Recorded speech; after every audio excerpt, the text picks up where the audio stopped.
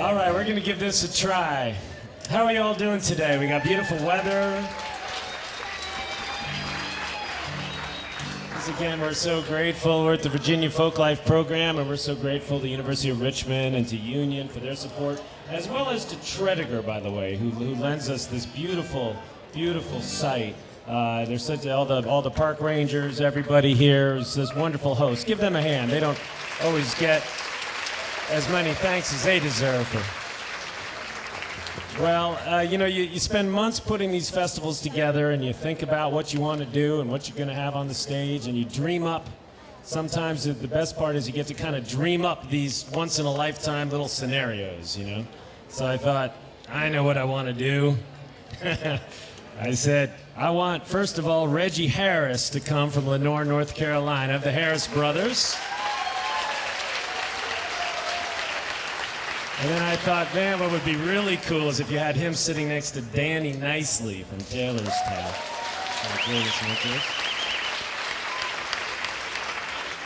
And then we kind of scoot our way down what they call the Crooked Road, if you've heard of that. You know, we're going to go down Route 58 and go through Carroll County, a little place called Hillsville.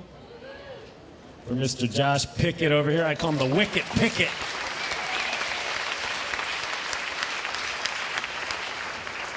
And then the road starts getting real windy. You start to see your taillights actually coming at you, and you start feeling very nauseated, and you decide it's time to stop. And you pull off at the side of the road, and there's this house there on a little town called Rugby, and it's a very easy town to miss. There's only about seven. We need a little more, Wayne. About how many people, Wayne?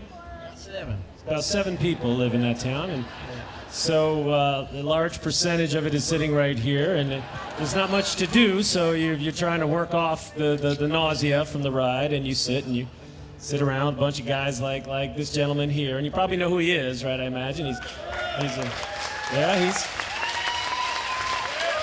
about as close as we got, really. It's a world, superstar. We all know the story. Eric Clapton, yada yada yada.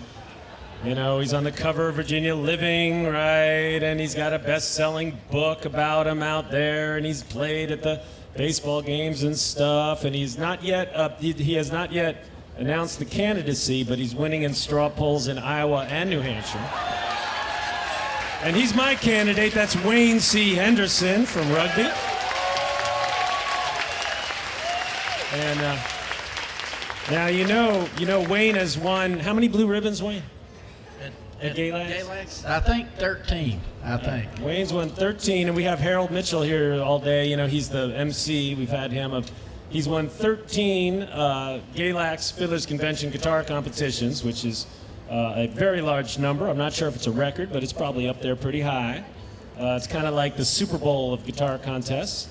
And every year, Wayne's right up there. Last year, Wayne came in second place in the adult competition at Galax to this gentleman sitting right next to me. Presley Barker from Trap Hill, North Carolina. Presley, say hi to everybody, Presley. Hey, everybody. We have Presley here and his friend Kitty are going to be doing sets on both days, little short sets. Make sure you see that in your thing. They're unbelievable. They're scary talent, huh? They're going to put everybody else more or less out of business already. And so I have to ask you, okay, so you won the grown-up set in Galax this summer.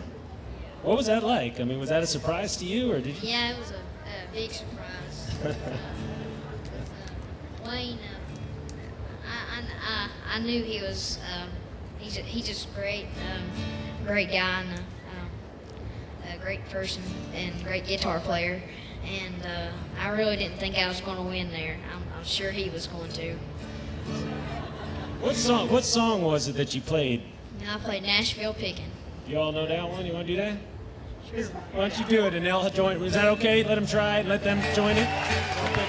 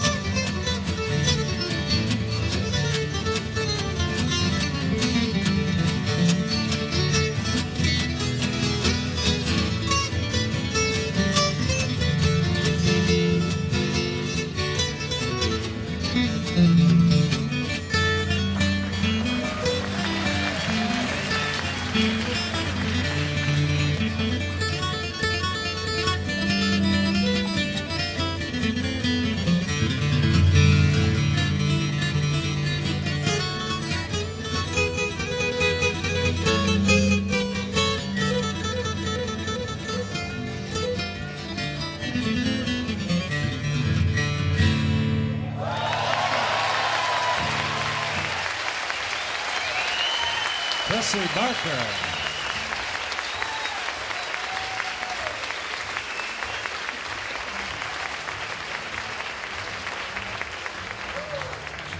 Remember that name, Presley Barker, 11. All you guys, don't you make you want to just pitch your guitar into the trash and stop shaving and mustard stains on you and stuff? Very depressing.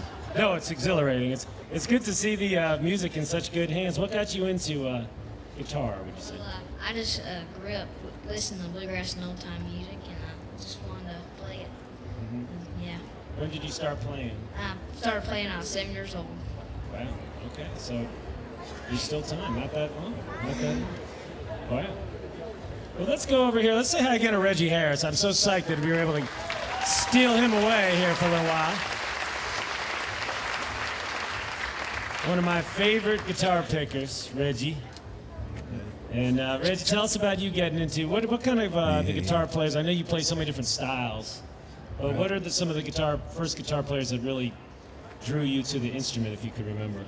Well, my dad and my uncle, they played, I heard just my family members playing first, my cousins and all that, and then listening to records. I remember I was just a little kid, and my dad had a 1968 Ford pickup. He had an 8-track tape player, for anybody that remembers that thing, and he had the Willie Nelson Red-Headed Stranger album. And I remember that Blue Eyes Crying in the Rain. That was one of the first leads I learned how to play, I think, everything, rock and roll, Doc Watson. I like it all. Mm-hmm. Yeah, and he can do it all too. And he's a great. Have you seen the Harris brothers? They're just such a terrific group. His brother Ryan. And I know this is a guitar workshop, but can I maybe get you to sing on one? Would you do one you might want to sing on and let these guys pick them? They rehearsed the other one for a really long time. I don't know if you noticed, and I don't know if you got one, or whatever you feel like, or whatever you want to do. Why don't you lead us on one? Or We won't play, Wayne. Why don't you play that Sweet Georgia Brown? All right. That one? We'll let Wayne kick it off, and then we'll pick it with him. We take turns? Yeah, let's Well, do we that. got to work out who's going to play next. As long as I don't have to play after Presley, I'll be happy. Okay. I guess I'll kick it off, and then you. Okay, we'll come back. around. If I look at you, you be ready to play, Presley. Okay.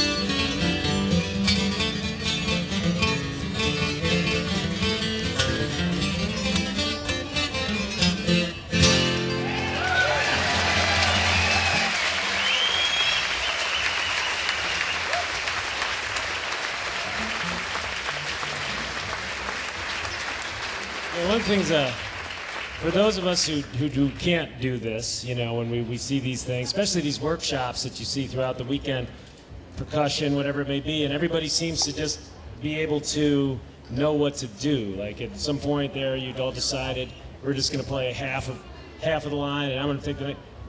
But you obviously are not talking to each other, and none of this was planned beforehand. So, Danny, how does that happen? Like, how do you guys do? How does that happen? Well, we all played it once through, and it took a while. So, I don't know, maybe Reggie thought maybe it'd be a good idea just to play a little bit of the song and pass it on to the next guy for the next little part. You know, share a little bit. Sharing is good. Sharing is good. Anybody else like to contribute to that conversation? Just, you know, how did you, are people curious about that sometimes? How did everybody know when to stop? How did everybody know when to suddenly what we were doing? And it's all right here on our sheet music, John. It's usually an evil eye, look. It's a new kind of virtual, invisible sheet music He'll do that folk musicians use. You were saying it's a look sometimes, Wayne? Most of the time it's a look. If I look at him, he'll pick. If I look at Presley, he'll play it.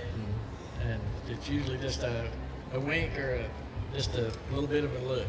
That's, for me, that's what it usually is. It's like a conversation too, you know. If you're listening, like if we're playing and jamming, it's like you're talking to each other with notes. And, if Danny starts picking a certain way, maybe I might play the rhythm a certain way to accommodate what he's doing. You know what I mean? You're listening all the time, hopefully. Right on. Well, let's say hi here to Josh Pickett. I don't know if you saw the Church Sisters yet. That's a wonderful, wonderful group. And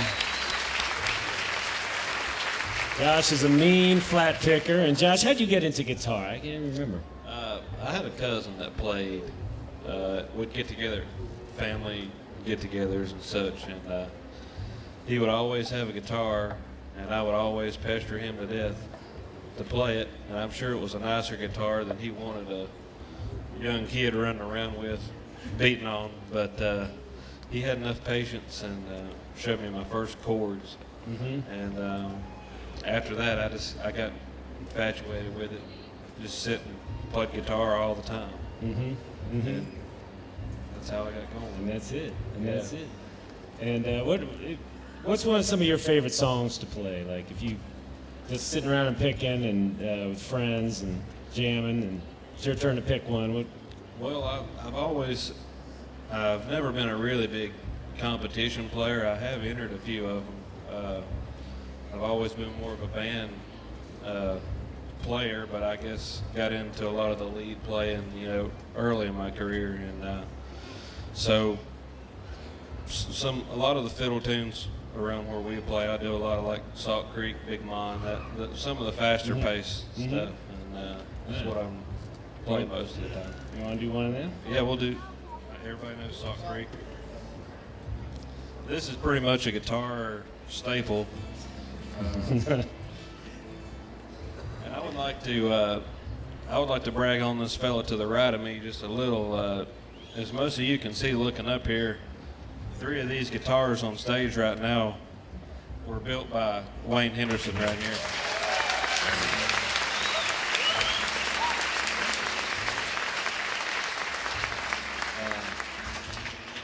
It's an honor to play one of his instruments and to step on stage every time and have a guitar that I'm completely comfortable on, and he just makes some great instruments, and proof's in the pudding with that. You look around and the players playing them, and Thank you, Josh. One of these days I'll be able to afford a new guitar if I keep getting gigs like this.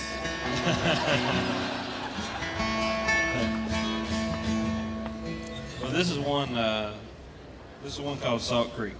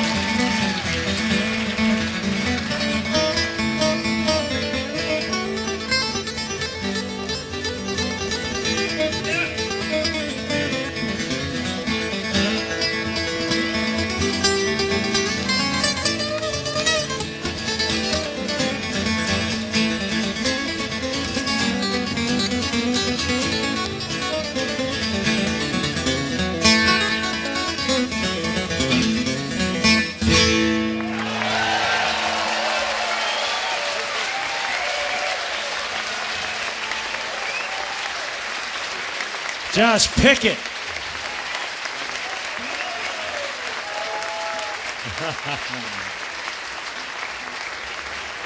Yeah. We didn't get a real chance to say hello to our friend Danny Knicely over here, one of our absolute favorites on this stage. Hey there, Danny. Yes, it's so nice to be back here in Richmond. And Danny is a musician's musician, man. He just can play with anybody, anytime. Right, pretty much. I mean, I'll give it a try. Anyway, I hope things turn out all right. what kind of music? I mean, like, what's your favorite type of musical setting? You know, like what do you like to? Actually, I love folk festivals.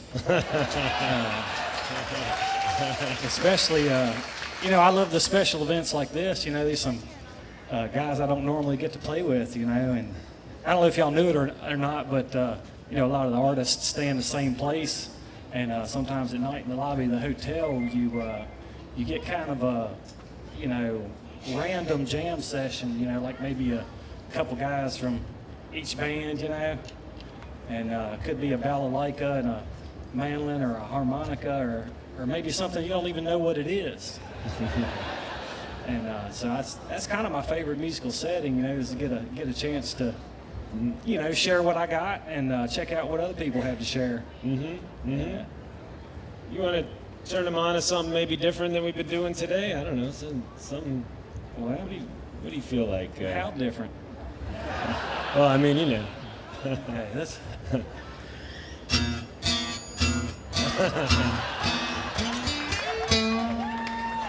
Yeah. Well, let's see. I thought I think of one of these fellas right now. Let's do an old parlor hit. This one probably sold a million copies on sheet music before the recording industry even came out. And it's a song that I've known all my life. I probably learned it from my grandparents. And it's one up there in C called "The Old Spinning Wheel in the Parlor." Can we play a little bit of that? All right, here we go. You gonna try that, Presley?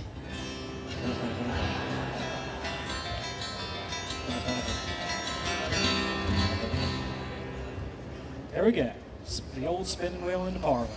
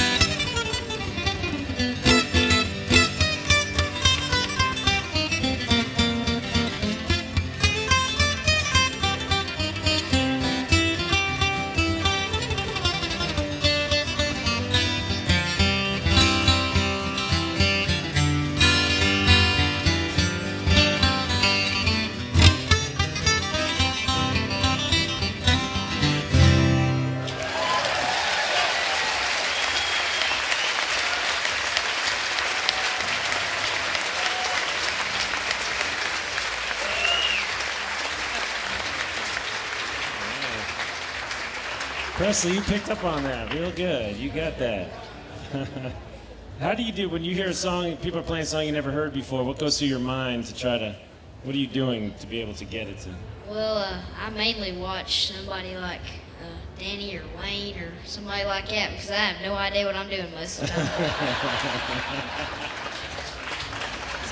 That's the secret. Well, if I can add anything to that, if I hear a song that I don't know, I try to think of the songs that I do know that it sounds the most like, and then I'll just figure out the parts that are different in that song. Isn't that right? I mean, you kind of think, well, it's kind of like, I don't know, it's kind of like Wildwood Flower, the first part, and then but it's different, So I don't know, the things that musicians think when they're playing. Right. It's kind of mysterious. It is.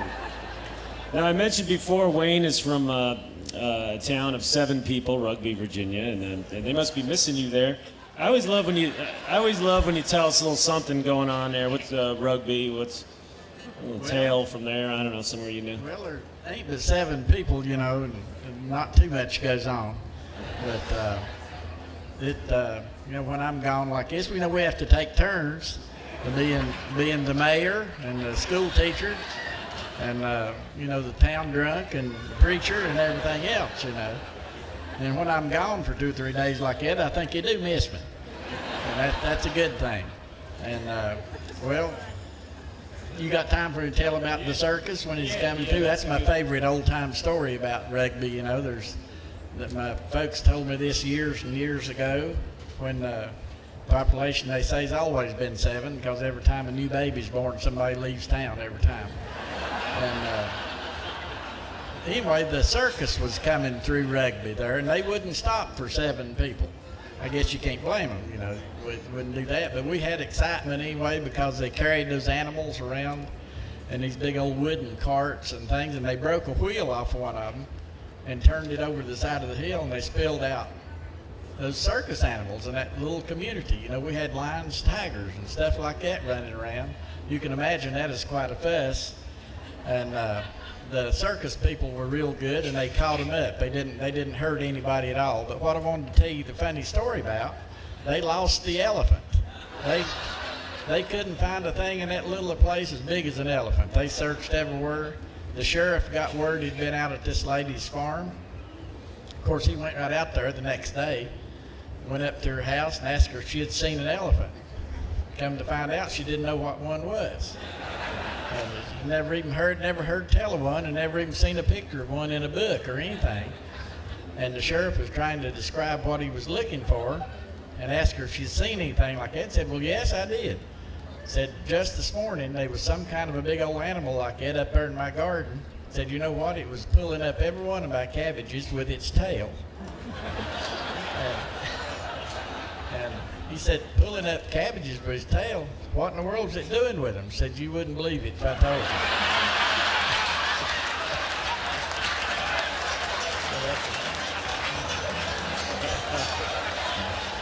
you. Wayne Henderson, ladies and gentlemen.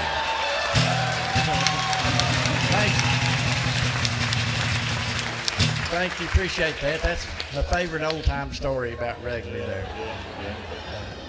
Gosh, I'm tempted to ask for another, but I know this is a family show and a kid guitar workshop and everything. Yeah. And Reggie, I still want to try to get you to sing on one. Maybe do like y'all like to do a bluesy number, something bluesy. Maybe get them going on. Would y'all like to hear us do something bluesy? They don't do the blues. Reggie's one of my favorite blues pickers. Well, I don't know what. I don't sing too much. Just play, then I'll stop asking you to sing. We could do a little of that Deep Ellum blues, maybe. We'll do it a little different version than we played earlier today.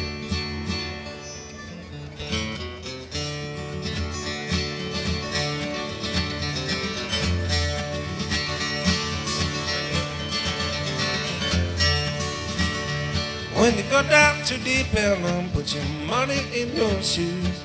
With mine in Deep Ellum, they got those Deep Ellum blues. Sweet mama, your daddy's got them Deep Ellum blues. Oh, sweet mama, your daddy's got them Deep Ellum blues.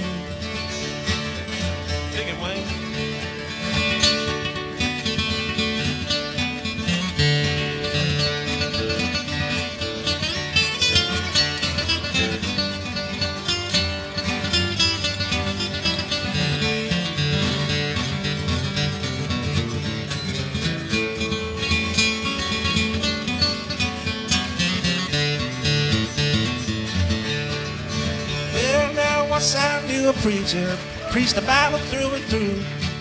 He went down in deep Ellum, now his preaching days are through. Sweet mama, your daddy's got them deep Ellum blues. Oh, sweet mama, you know your daddy's got them deep Ellum blues. Tell him about it, Josh.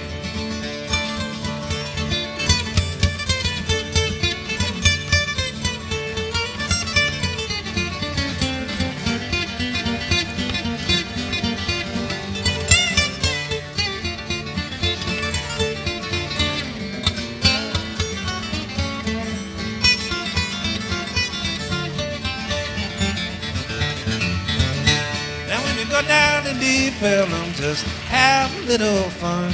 You better have it $15 when the policeman comes. Sweet mama, your daddy's got them deep Ellum blues. Oh, sweet mama, your daddy's got them deep Ellum blues.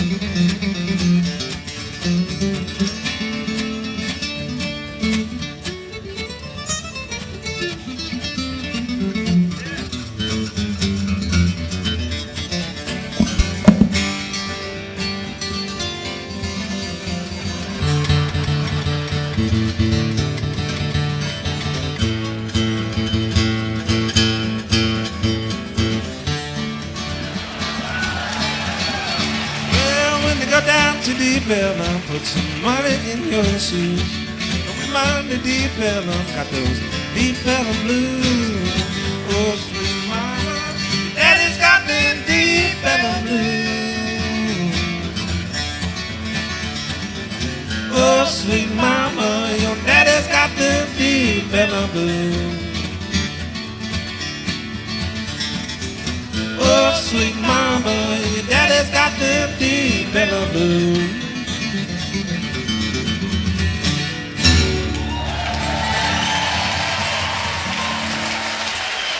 Hey, how about Reggie Harris, Danny Knicely, Thank you. Josh Pickett, Wayne Henderson, Presley Barker. How about it, everybody? Come on.